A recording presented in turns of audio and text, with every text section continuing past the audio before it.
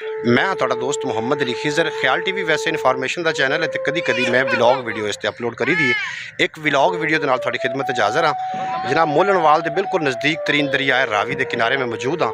हिंदुस्तान की तरफों जोड़ा कि 2 लाख क्यूसक पानी छड्या गया दरियाए रावी के अंदर तुगयानी आ चुकी है। असी मोलनवाल के इलाके मौजूद हैं और जी तुम ये कश्ती वेख रहे हो, बेड़ी वेख रहे हो, ये इदू लोगों को लैके परले शरकपुर की तरफ जा रही है तो उदू वापस लैके आ रही है। बाकी का नज़ारा भी थोड़े नाल शेयर करना है, तुम वीडियो स्किप नहीं करना ताकि पूरा नज़ारा थोड़े नाल शेयर किया जा सके।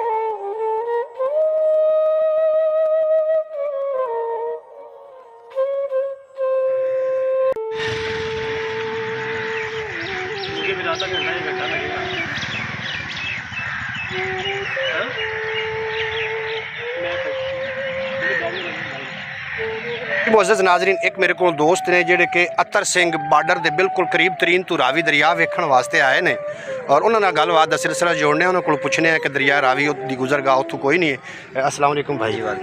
की नाम है? फरमान अली। भाई फरमान अली, ये अतर सिंह किहड़ी जगह ते? अतर सिंह सर कसूर लंघ के अगे आंदा है, जीरो लाइन दे नाल आंदा साडा दरिया सतलुज तो परले पासे वजदा साडा अतर सिंह। अच्छा, तो तुसीं हुण अतर सिंह तो मोलनवाल पहुँच गए हो जी, तो उत्थों इत्थे आवन दा की रीज़न सी? सिर्फ दरिया रावी वेखण वास्ते। ते उत्थों रावी नहीं लंघ रहे? बिल्कुल लंघ रहा। अच्छा, उत्थों तो इत्थे दरिया च फर्क है ना, उत्थों ज़्यादा पानी। अच्छा नाज़रीन, तुसीं सुन रहे हो भाई की ज़बानी, ये अतर सिंह तो दरिया रावी के किनारे किनारे ही आए ने दरिया रावी वेखण वास्ते। और दरिया रावी दे विच इंडिया ने जनाब जो पानी छड्डिया है गालबन अज रात की जी पशीन गोई है वो है 1.5 लाख क्यूसक दी। असी जनाब मोलनवाल दे बिल्कुल करीब तरीन है और अगर थोड़ा जहा पिछे जाइए तो आबादी शुरू हो जाती है। कुछ जोड़े इठाड़ के लोग ने उन्होंने अपना जरा माल सवाब है या मंजी बिस्तरा है वो जनाब चुक के ते सही मकाम ते वो मुंतकिल भी हो रहे हैं। अच्छा, तो पर इंडिया नाल थोड़े गवांढ है? जी सर, हमसाया साडा। ते गलबात करते रहते हो हिंदुओं नाल? नहीं सर, तकरीबन कोई 10 किले का फर्क है साडे च। 10 किले का फर्क है जी। बड़ी खुशी हुई भाई नाल गलबात करके, पहली दफ़ा मुलाकात हुई, इंज लग रहा है कि असीं जिवें मुद्दतां दे जनाब वाकिफ हाँ। तो एक शेर जनाब मैं थोड़ी नज़र कर देवां कि हशर हा करबला दे विच क़यामत बर्मा विच भी है, उथां मुस्लिम दरिंदे हन इथां मुस्लिम तमाशाई, उथां पानी ते पाबंदी इथां पानी लहू पींदा है। जी बहुत मेहरबानी जनाब, तुसीं अपना टाइम दिता।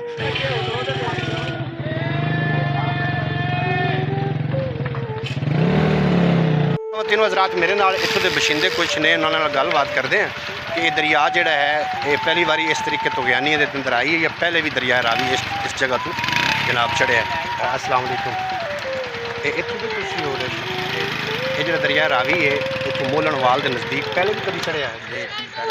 पहले चढ़िया तो जी आबादियाँ ने उन्होंने फिर की होंगे आबादी डुब गई तो हुण लोगों ने अलर्ट किया हुकूमत ने भी तुसी अलर्ट हो जाओ कि आ रहा है सैलाब आ, तो फिर लोगों ने इतों मंजी बिस्तरी चुक जी। नाज़रीन, तुसीं सुनते पे हो जो मोलनवाल के नज़दीक तरीन तो चूंग के नज़दीक तरीन लोग आन वो जनाब नकल मकानी इतों कर गए हैं क्योंकि दरिया रावी के अंदर काफ़ी सारा पानी आ चुका है।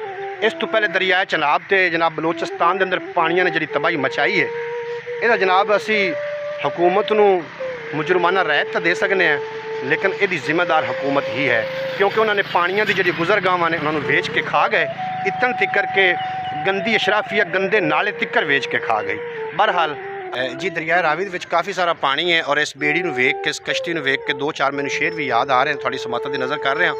ये बेड़ी जी मुसाफिरां नूं लैके पहली तरफ जा रही है शरकपुर की तरफ और उधरों कुछ लोगों नूं लैके फिर वापस आएगी।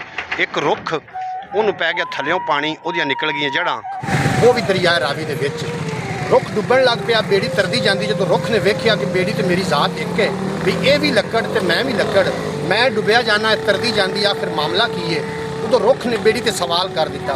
जो रुख ने बेड़ी ते सवाल किया मैं शेरां में पेश कर रहा इंशाअल्लाह ताला तुहानूं महसूस करेगा कि रुड़दे जांदे दरख्त ने पुछया बेड़ी कोलों अड़िए मैनू ये राज की गल दस दे, आपां दोवां दी जात एक बावें कानू घूरदी है, मैनू छल दस दे नी तू तो लखां नूं जानी है पार लैके अड़िए मैनू भी तरन दा वल दस दे, तू तो रोज़ किनारे जा लगनी है, मैं नहीं अपना आप बचा सकदा, किस्मत विच कित्थों ने वल पै गए, नहीं समझ तकदीर दी चाल सकदा, ते अगू बेड़ी बोली रुख ताई कि तेरी समझ च राज आया ही नहीं, अजे ताई तैनू नहीं खरीदिया किसे जलिया, आरे थले तो सिर जेड़ा आया ही नहीं, ते तेरे सीने विच किल कोई उतरिया नहीं, ते तेसे नाल तू अजे टकराया ही नहीं, केडा तरन दा शौक है शर्म ते कर तैनू हथ कारीगरां ने लाया ही नहीं, ਕਿਹੜਾ ਤਰਨ ਦਾ ਸ਼ੌਕ ਹੈ ਸ਼ਰਮ ਤੇ ਕਰ, ਤੈਨੂੰ ਹੱਥ ਕਾਰੀਗਰਾਂ ਨੇ ਲਾਇਆ ਹੀ ਨਹੀਂ, ਅਜੇ ਤਾਈਂ ਤੂੰ ਨਹੀਂ ਹੋਇਆ ਕਿਸੇ ਦਾ, ਅਜੇ ਮਿਲੀਆਂ ਤੈਨੂੰ ਸਜ਼ਾਈ ਕੋਈ ਨਹੀਂ, ਸਾਰੀ ਉਮਰ ਖਾਵੇਂਗਾ ਤੂੰ ਧੱਕੇ, ਇੱਕੋ ਵਜ੍ਹਾ ਤੇਰਾ ਜੋ ਸਾਈਂ ਕੋਈ ਨਹੀਂ।